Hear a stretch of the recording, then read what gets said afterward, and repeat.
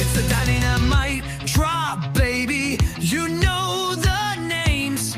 It's Ashlee and Shawn. The verbal bang bang gang, guns up. All elite takes, no filler hitting you. Harder than a Blade Runner. You want heat, they deliver every week. It's a thriller, it's a dynamite drop. Powered by the hub, and that's undisputed.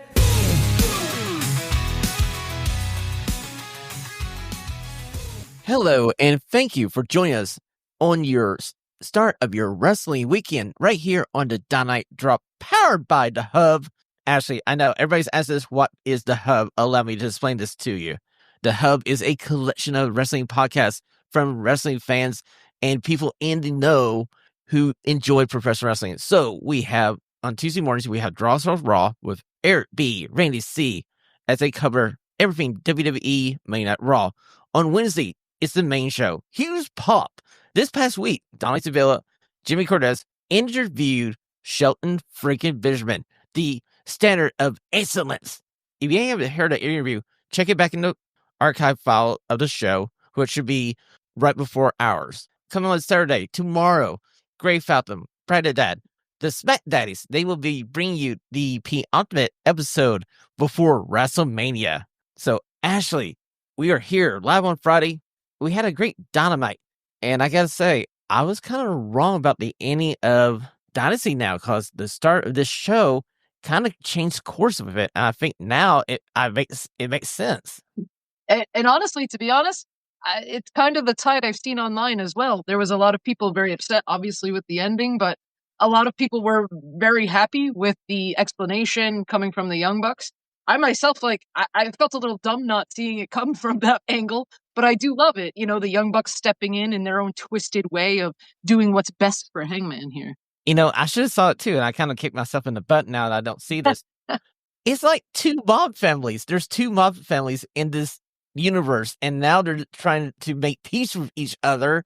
And what the Young Bucks did at Dynasty was their peace offering to the Death Riders. Yeah, Jon Moxley doesn't seem too thrilled right now, but I don't know if he'll keep that tune. Well, he did kick off Dynamite this past Wednesday night with a match with freaking Shibata. How damn good was that? So good. Anytime you get to watch Katsuyori Shibata, it's fantastic. He is, I'm just so glad we get to still continue to see him wrestle, because we get an output like this. Exactly. We are just fortunate he is able to still be with us on this planet. And I always, every one of his matches is extra icing on top of the cake. And I'm just happy he's able to do what he likes to do. Now, Jon Moxley did defeat him by the Bulldog Choke. And after that, the EVPs make their way down to the ring. And we have this standoff between the Young Bucks, Bringers of Spear, and Jon Moxley. And Ashley, I wish I knew exactly what Jon Moxley said to the Young Bucks before he left. Do you know? Not yet. I wish I knew too, because I am interested. Because like I said, Moxley didn't seem too thrilled here at first.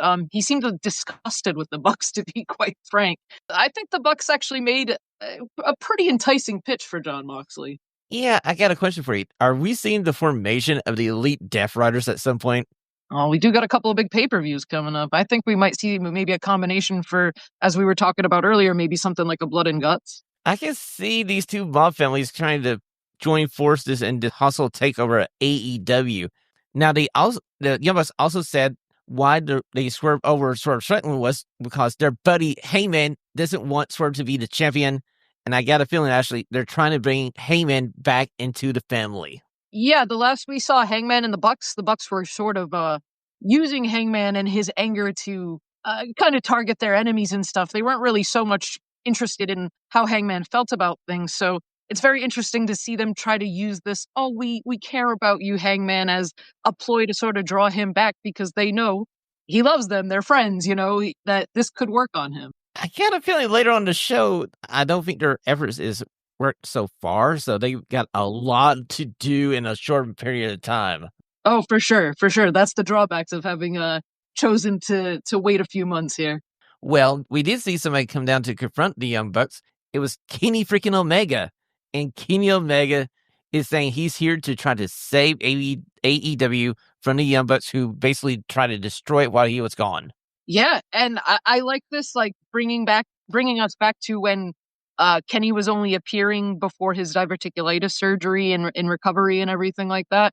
So it seems like Kenny's kind of on some, we saw him kind of go after Don Callis when he first returned. Now he's going after the Bucks. He seems to be kind of going in order here of people he can't stand at the moment. I love this. I'm very interested at some of the maybe tags and possibly some trios matches we teased here.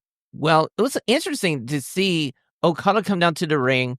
It's 3v1 the wrong way for Mr. Omega until the most unlikely save possible. As we heard, whose house? It's Swerve's house. And I had the feeling that he wasn't coming down the ramp. He slid in through the back with a chair to even the odds up as the heels vacated the ring.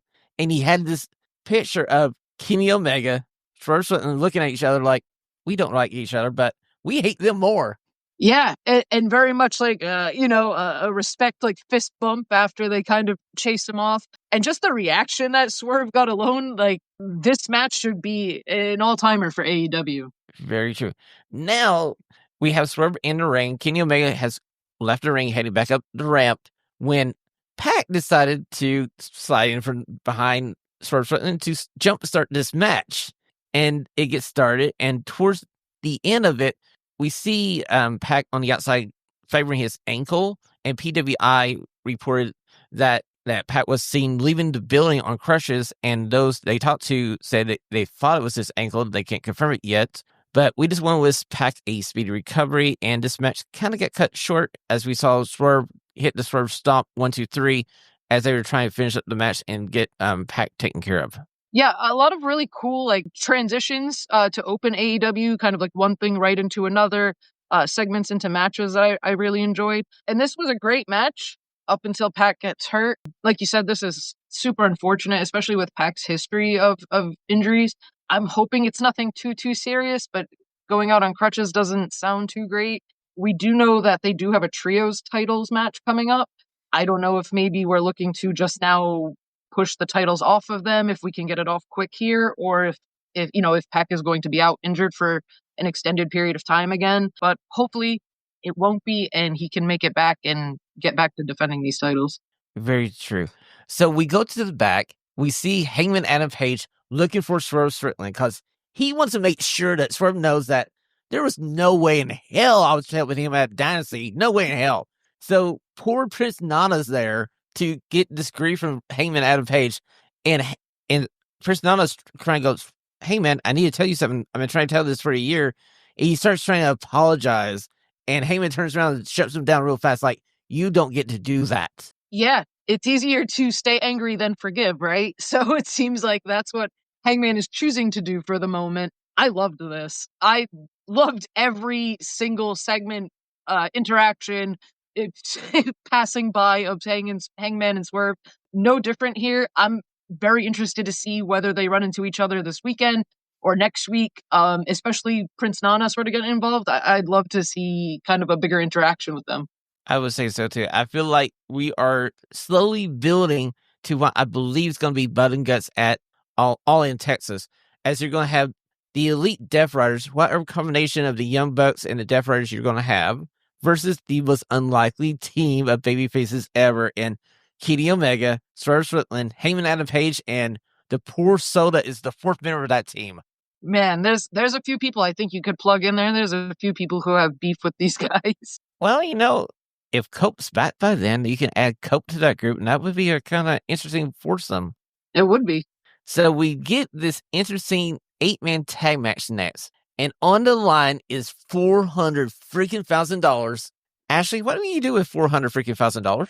Disney World, as Will Ospreay said, apparently from a sewer drain where they cut a promo earlier in the night. Honestly, pay off debts.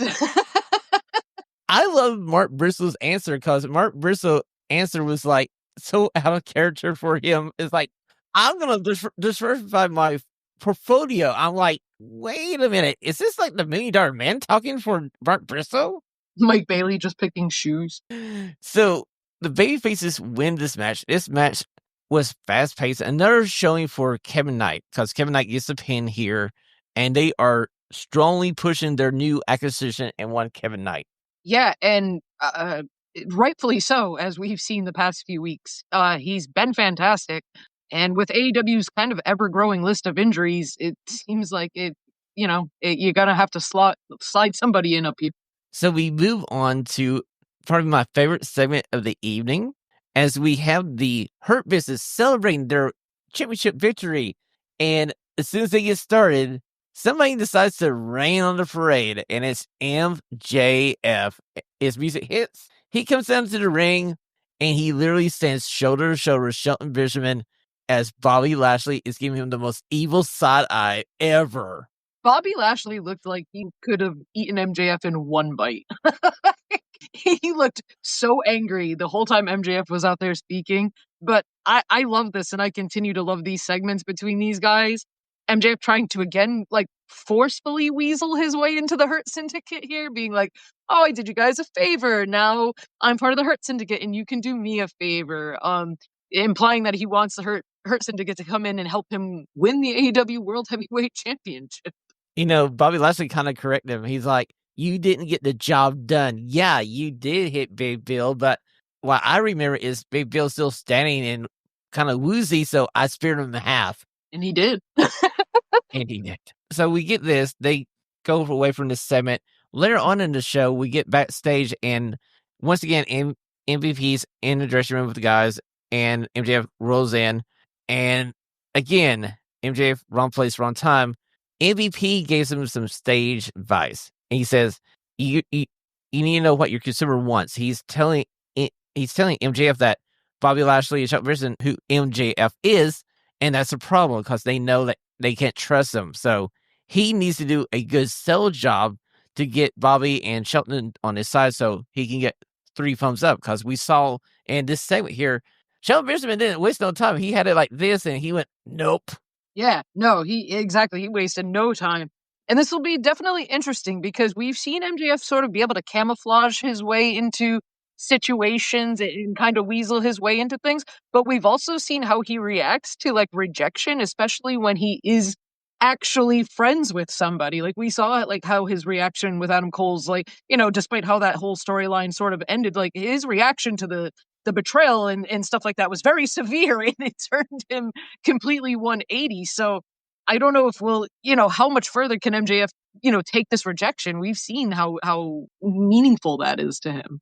I'm still under the impression that we're leading to a point where Shelton Benjamin and Bobby Lashley stay together, and we get MJF being managed by MVP.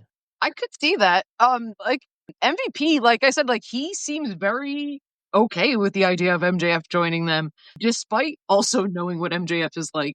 Well, if you remember a few weeks ago, MVP told the guys, like, hey, I know you can't trust this dude, but all those bad characteristics that MJF has, that's what's going to help us make money. And MVP's here to make money. Hard to argue against, but like I said, I think MJF is either going to have to chameleon himself and sort of adapt and realize he can't be his, too tiny self. So we'll have to see how he chooses to play this out. Very true. So we move on to a women's own heart quarterfinal match.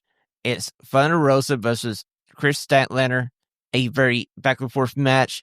And I was surprised they gave the win to Statlander. I was hoping maybe we're going to go with Thunder Rosa and try to build up to a chance for her to regain the title that she never lost. Yeah, especially the first round knockout for Thunder Rosa is kind of a big deal.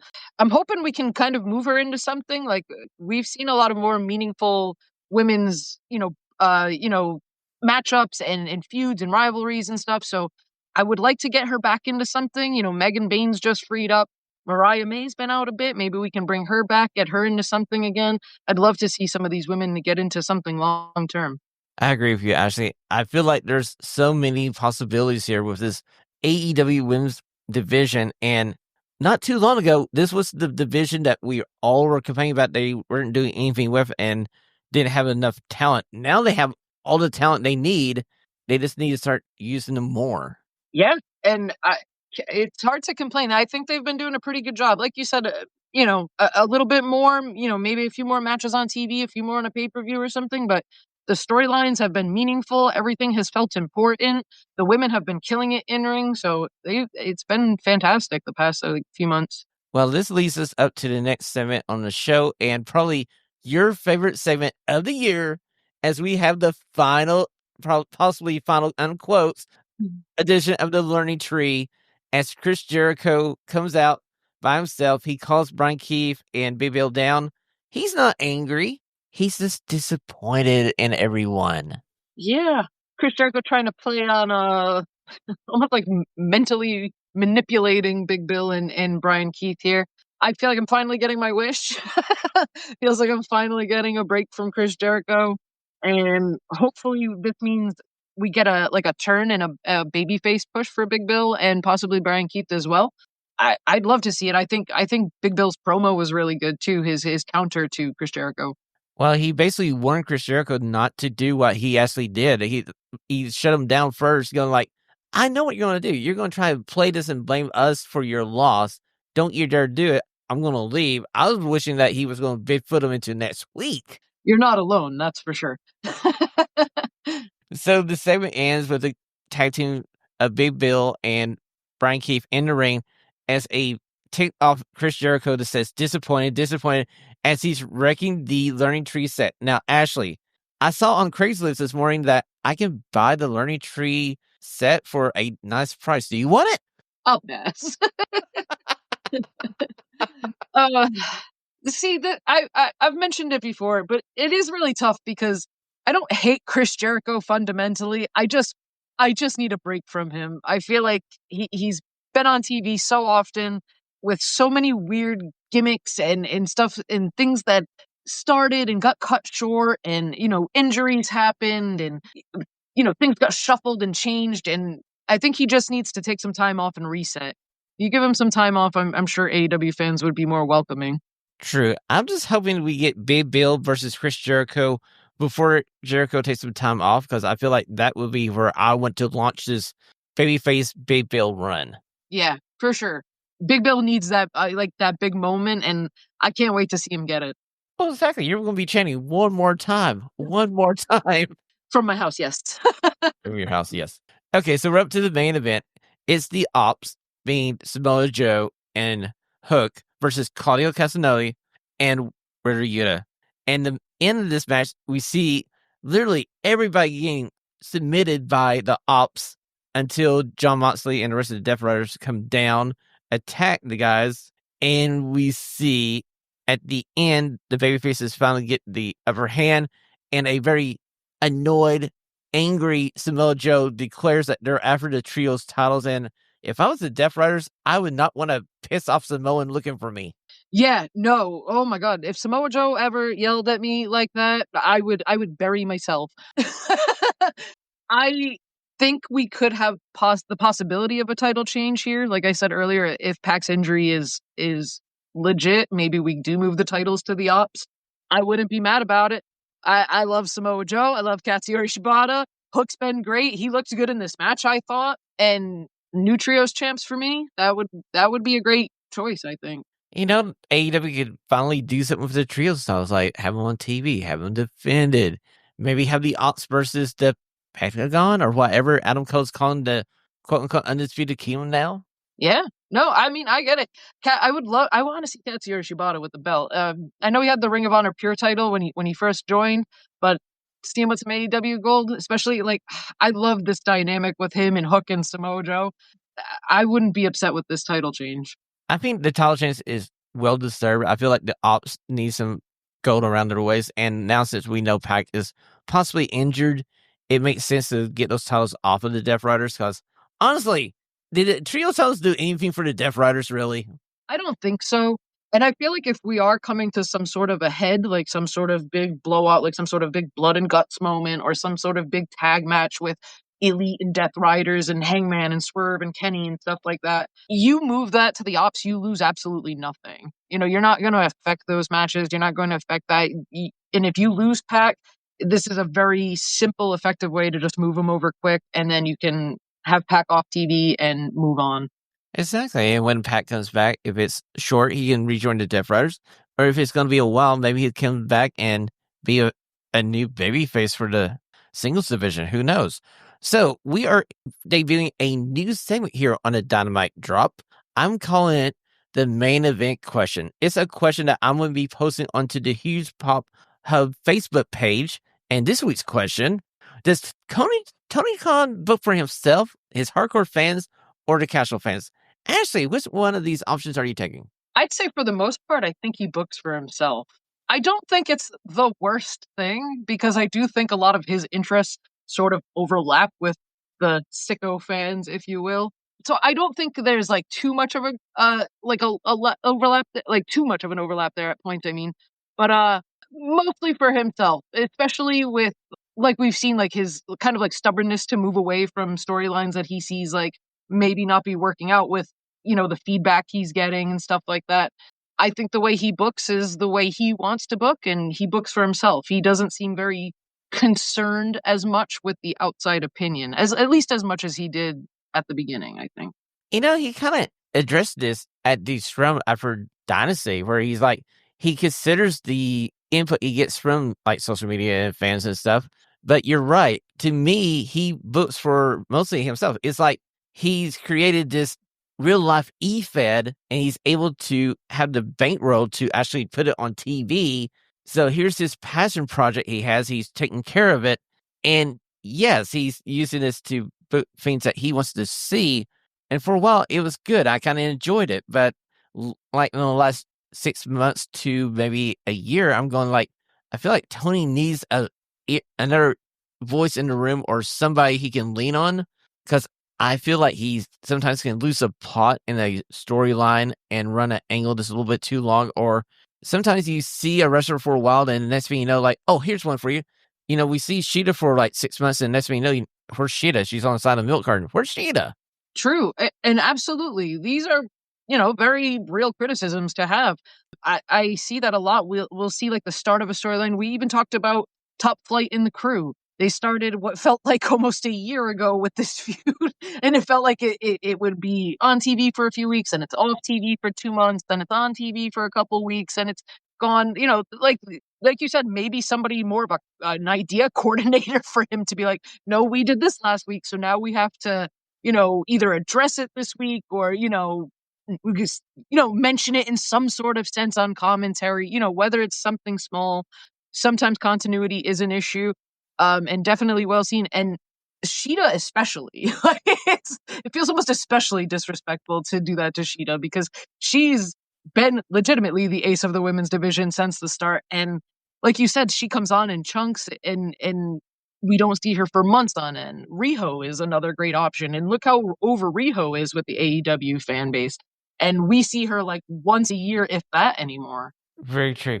If I could sit down like at the beginning of the formation of AEW, and I could give advice to like Tony Khan, I've been like, just be the person bankrolling the operation. I know you want to get your hands in here, and you can do that. Yes, you want to have some few wrestlers that you want to see. Yes, but go out, get like a Dutch Mantel, go out, get a Jim Cornette, get somebody who has a lot of wrestling experience and how to book a show, run bits and pieces of operation. Because we've seen week in, week out, he is learning on the fly. There's people in AEW learning on the fly as we're going through 5 years of this company. There's been video issues, audio issues. If you had a more seasoned group of leadership around this, I really feel this would never be the problem. I feel like maybe there's a few people that he could get that could definitely help. We've talked about those issues with Ring of Honor too, as well, like not having kind of like any coordination of things that's going on, where Tony Khan is just kind of putting things together and saying like, okay, we'll do this, but it doesn't really build to the strengths of the roster and what they're actually capable of doing. We've talked a lot about him needing maybe somebody with him having like final approval, like somebody to book it, somebody to give him a hand to take over something off his plate, because we also know that wrestling isn't all that he does. So he's not just worried about booking wrestling shows. He's also worried about a football team. He's also worried about a soccer team. He's also worried about 8 million other things. And that, I think, also accounts for some of those lapses with the continuity in AEW that we see in the storylines.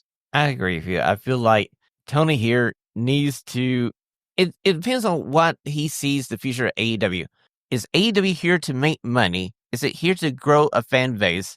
If it is, he needs to be booking more to like the casual fan, like the WWE, where you bring in younger fans and families with kids and you grow your fan base like the WWE has. They recycle their fans as fans grow out of wrestling. Here's younger fans coming to replace them. With AEW, you have this core audience. We were talking about this with like the numbers they released from the streaming. Like reportedly, it's like 500,000 people use this match to watch Dynamite, and you add that with like the 600,000 people that normally watch on TBS TNT. I literally told you they are peak TNA, like TNA from like 2006 to up to right before Hogan got there. They're at this hardcore fan base of about 800,000 people plus some more people to get them just around where TNA was about 15 years ago. I mean, I don't know what you can ask for in 2025, like, I'm sure they're happy. I'm sure they're not looking at those numbers as awful. I'm sure they're looking at those numbers as, oh, that's fine, I don't think that's the concern. I do think the concern is more of Tony and his, his priorities. And I'm not saying AEW isn't his priority, but he, like I said, football season, even though it is finished, it's right around the corner. The draft is coming up in just a few weeks. I can't say I know much about soccer, so I don't know when the soccer season runs, but I know he's heavily involved in that. And I feel like these past few months, it's been a little quieter on the football front and stuff like that. And I feel like these past few weeks, we've praised Dynamite, we've praised Collision. It felt like there was more of a focus from Tony on specifically AEW in the booking of it. I feel like as much as it might hurt him, he might need to think about possibly stepping back from at least one of these obligations if he wants this, like you said, to work, because it is far better when his focus is here. Well, let us know what you believe in the comments below, and we'll respond to your comments next week here on the Dynamite Drop.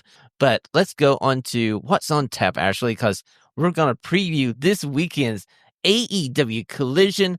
And the first thing is FTR is going to try to explain to us why in the hell they decided to go all 8 beep over Colt with hitting him with everything except for a kitchen sink.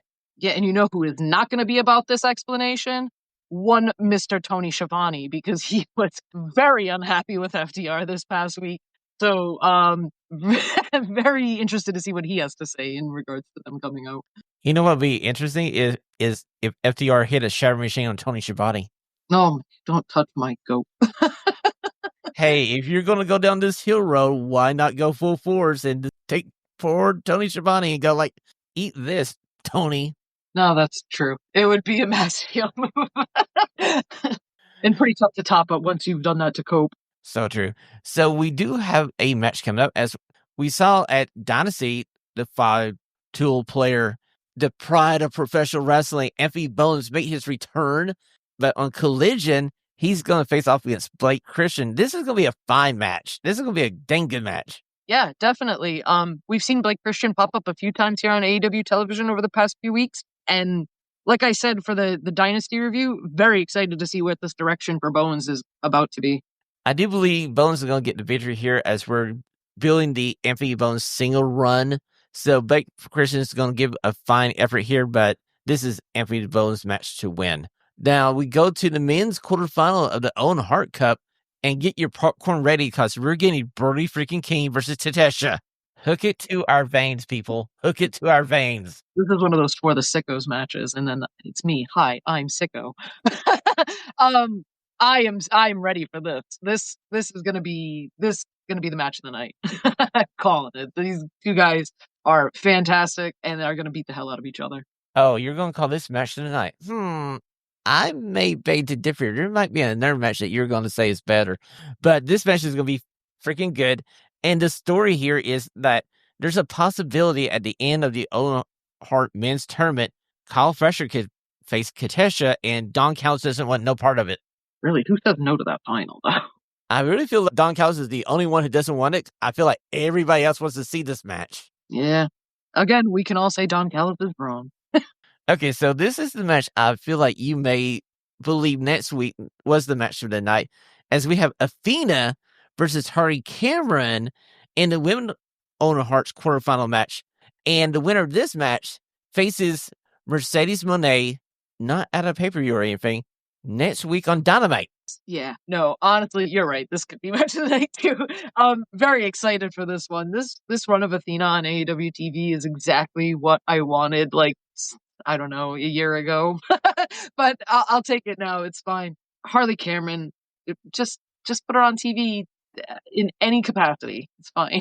Commentary, backstage segments, promos, vignettes, matches. I don't care. Just get her on my TV. You know what I'm thinking is I feel like we're going to see Mercedes Moné come down here in this match and interfere and get Hardy Cameron to get the victory over Athena. That way, that match at All In Texas, without it having to be the Fruit de Olin because they can only meet at the semifinal. So I bet you anything, Cameron gets a victory here with a little help from Mercedes Moné, her best friend. That would be wild. That would be such a crazy victory for Harley Cameron to have under her belt. I wouldn't say no to it, though, because that would enrage Athena in a way that we have not seen her angry yet. Yes, the mini overlord would have her lid flipped if she loses this match. Oh, yeah, and I love Mercedes, but Mercedes, if you do this, you better run. Well, you better have a car waiting outside for you. You better have bags packed. You better just get to the airport after. Okay, so the last thing we know that's going to be on Collision this weekend is the matchup between Jamie Hayter and Billy Starks. It's a return match from the main event that Billy Starks filled in like 3 weeks ago when we were supposed to get Queen Aniana versus Jamie Hayter in that main event. Now, Jamie Hayter won that match, but Billy Starks is saying she was a little bit overconfident and things might be a little bit different this time. And honestly, a third in a row candidate for what could be a match of the night. Like, this could be a sleeper match of the night, but Jamie Hayter and Billy Starks, especially the showings that Billy Starks has had on TV the past few weeks, this should be good. It's nice to see Jamie Hayter finally back and in some regular competition, and I can't wait for this. I can't either. Now, granted, I've been pushing this story of it should be Billy Starks versus Athena at the final of the Owen Hart's Women's Tournament. I just don't feel like we're going to get it. I feel like maybe Hayter gets this victory here against Starks, and we just play Billy versus Athena for a different day. Possibly. I mean, maybe we have to bring that back down to Ring of Honor if we need to, match those two up again soon. But again, like you said, just should be a great match here. Yes, it looks like a very loaded episode of Collision this weekend. So do us a favor, check it out. And we'll be here with you next Friday to run everything back for you. But before we go, Ashlee, where can we find you on the Super Information Superhighway? I'm always tweeting along with the shows on Blue Sky. It's at groovyash.bsky.social.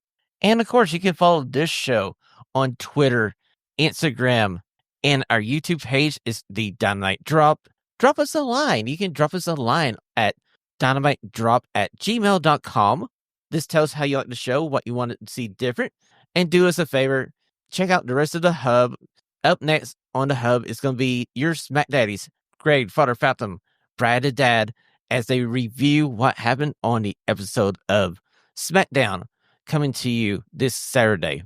And next Monday, you're going to have the Raw Dogs reviewing Raw, and there's going to be a new huge pop next Wednesday. And Jimmy and Donnie are going to have a dang good guest. Last week, they had Shelton freaking Benjamin. I can't wait to see who they have up their sleeves for this next episode. So check that out. And as always, thank you for listening. Have a great start to your professional wrestling weekend.